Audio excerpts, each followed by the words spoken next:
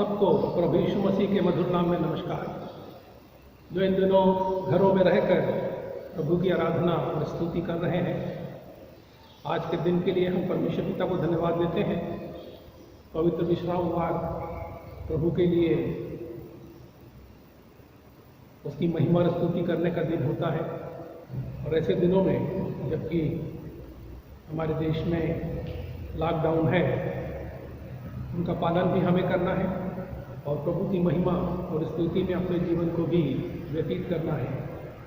हम सब की शिक्षा के लिए मैं मत्ती रचित सुसमाचार उसके 5वें अध्याय के 13, 14 और 15, 16 4 पदों को पढ़ना चाहूँगा। वचन इस प्रकार लिखा है, तुम पृथ्वी के नमक हो, परंतु यदि नमक का स्वाद बिगड़ जाए तो वह फिर किस वस्तु से नमकीन किया जाएगा? फिर वह किसी काम का नहीं, केवल इसके कि बाहर फेंका जाए और मनुष्यों के पैरों के तले रौंदा जाए। तुम जगत की ज्योति हो। जो नगर पहाड़ पर बसा हुआ है वह छिप नहीं सकता, और लोग दिया जलाकर उसे पैमाने के नीचे नहीं परंतु दीवट पर रखते हैं, तब उससे घर के सब लोगों को प्रकाश पहुंचता है। उसी प्रकार तुम्हारा उजियाला मनुष्यों के सामने चमके कि वे तुम्हारे भले कामों को देखकर तुम्हारे पिता की जो स्वर्ग में है बड़ाई करें।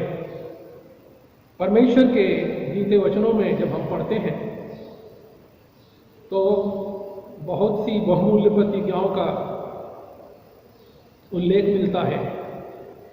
नमक और ज्योति, इन 4 पदों में नमक के बारे में और ज्योति के बारे में बताया है। और प्रभु यीशु मसीह ने कहा पहाड़ी उपदेश के दरमियान, तुम पृथ्वी के नमक हो।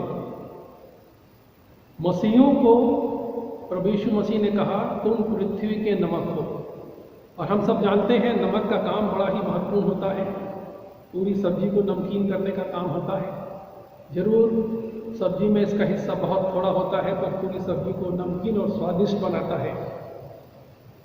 और नमक स्वाद भी लाता है। यदि मरकुस रचित सुसमाचार 9वें अध्याय के 50वें पद को पढ़ें तो इस प्रकार लिखा है, नमक अच्छा है, परंतु यदि नमक का स्वाद बिगड़ जाए तो उसे फिर कैसे नमकीन करोगे? अपने में नमक रखो और आपस में मेल मिलाप से रहो। जब प्रभु यीशु मसीह ने हमें नमक कहा है तो हमारी जिम्मेदारी है कि हम अपने में नमक रखें, अपने में नमक रखें। यदि हम अपने में नमक रखेंगे तो दूसरों के जीवन में भी स्वाद आएगा। अपने में नमक रखो लिखा यहाँ पर, और आपस में मेल मिलाप से रहो। इन दिनों जबकि सोशल डिस्टेंसिंग की बात चलती है और हम सब उसका पालन भी कर रहे हैं, और बहुत से लोगों की सेवा और सहायता भी कर रहे हैं। पूरे देश में बहुत से लोग जरूरतमंदों की सहायता कर रहे हैं, जरूरी सामान घरों में पहुंचा रहे हैं, जरूरत की चीज़ें मुहैया करा रहे हैं। मैं उन सबको शुक्रिया कह सकता हूँ जो बड़े काम कर रहे हैं, और ये मेल मिलाप के क्षेत्र में एक बड़ा कदम है। हम सब मिलके एक दूसरे की सहायता कर सकते हैं, ये अवसर हमें मिला है। वचन में भी यही कहता है, अपने में नमक रखो और आपस में मेल मिलाप से रहो। मेल मिलाप से रहो। अपने में नमक रखने का मतलब ये है कि वो जो स्वाद वाली चीज़ है हमारे जीवन में होना चाहिए, ताकि जब कोई हमसे मिले या हम दूसरों से कभी बातचीत करें तो लोगों को लगे कि आदमी काम का है, इसमें स्वाद है, इसमें नमक है, इसका व्यवहार अच्छा है। तो अच्छे व्यवहार के लिए प्रभु ने हमें इस संसार में रखा है, ताकि हम प्रभु की इच्छा और अगुवाई में अपने जीवन को व्यतीत करें और दूसरों के जीवन में भी स्वाद लाने का काम करें। लूका रचित सुसमाचार 14 अध्याय के 34 और 35 पद में इस प्रकार लिखा है, नमक तो अच्छा है परंतु यदि नमक का स्वाद बिगड़ जाए तो वह किस वस्तु से नमकीन किया जाएगा? ना तो वह भूमि के और न ही खाद के काम में आता है, वरन लोग उसे बाहर फेंक देते हैं। जिनके सुनने के कान हो वो सुन लें। वचन के आखिर में जो लाइन लिखी हुई है वो बड़ा ही महत्वपूर्ण है। नमक की तारीफ की है, नमक के चरित्र का वर्णन किया है, गुणों का वर्णन किया। और नमक यदि खराब हो जाए तो वो किसी काम का नहीं रहता, कहता है।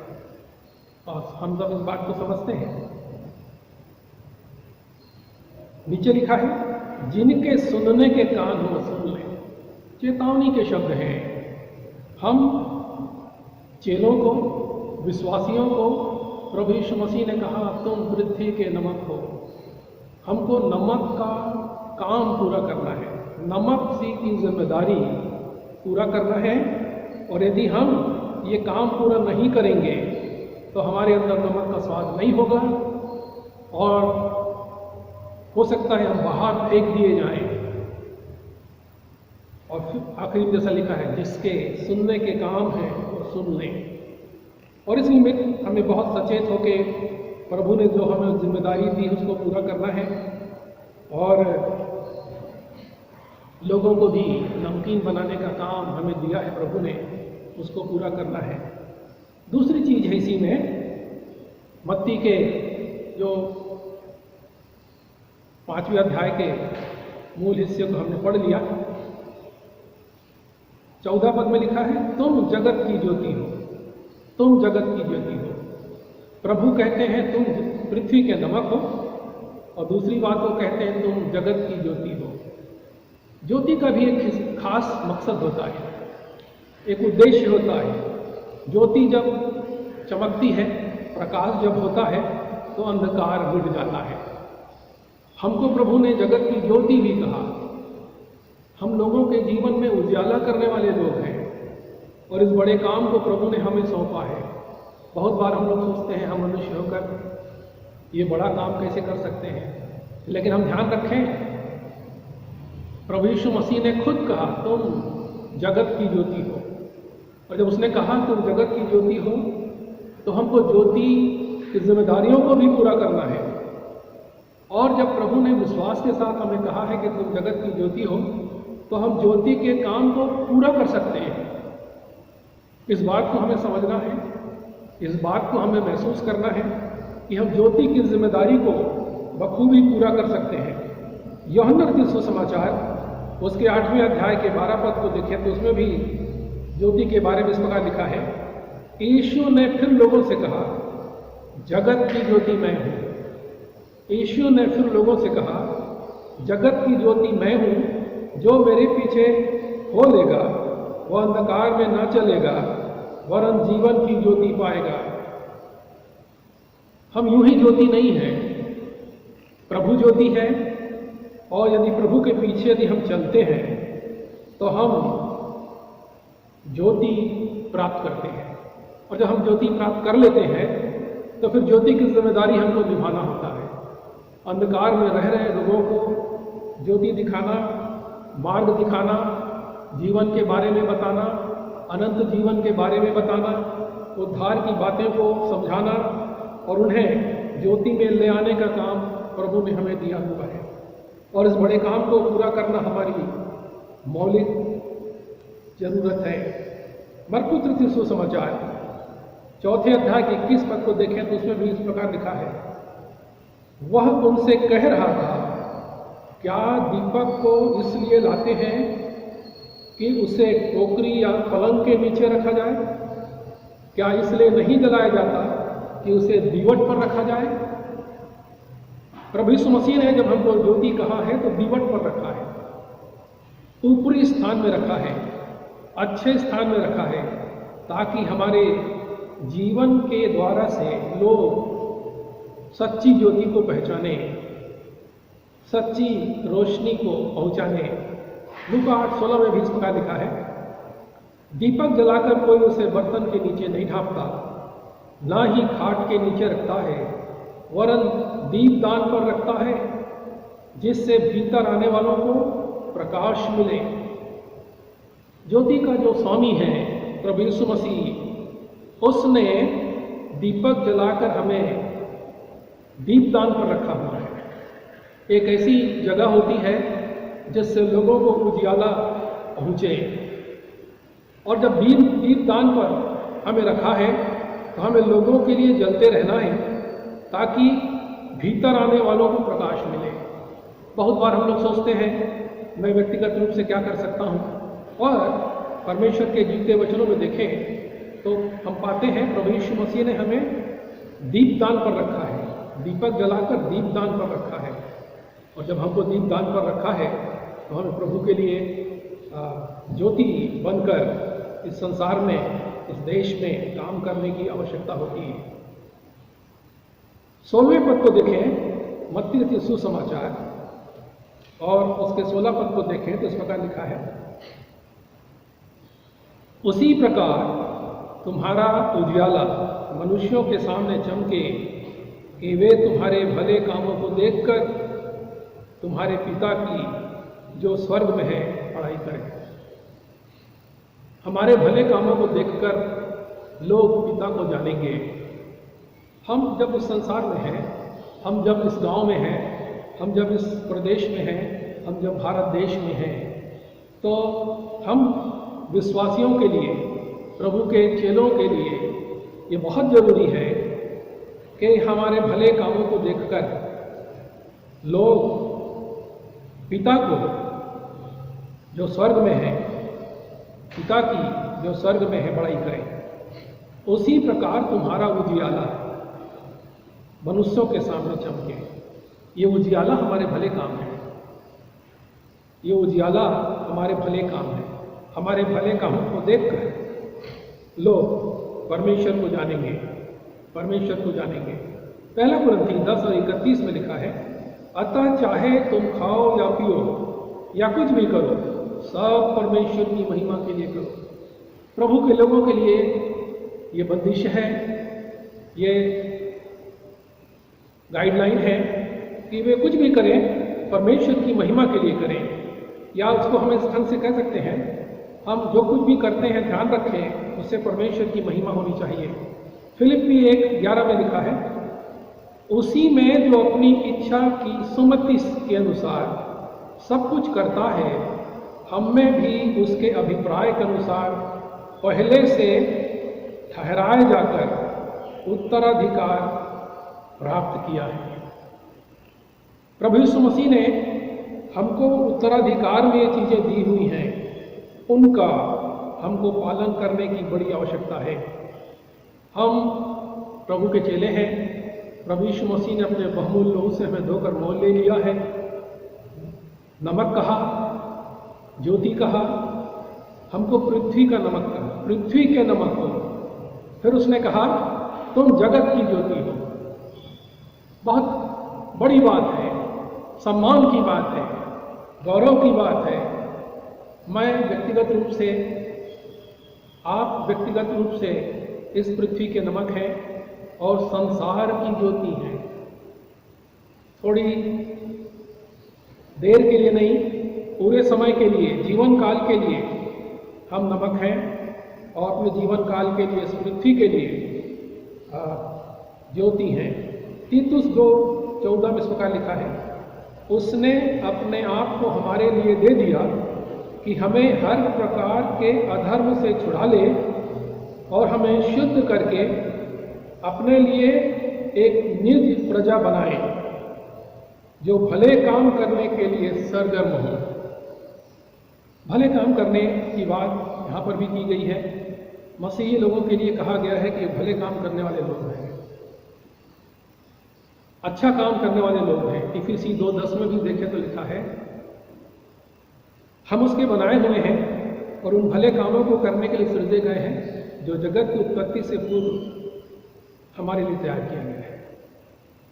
आज जबकि पूरा विश्व बड़ी महामारी से जूझ रहा है, हमारे देश में भी बहुत से लोग इससे संक्रमित हैं, और परमेश्वर का धन्यवाद हो कि हमारे देश में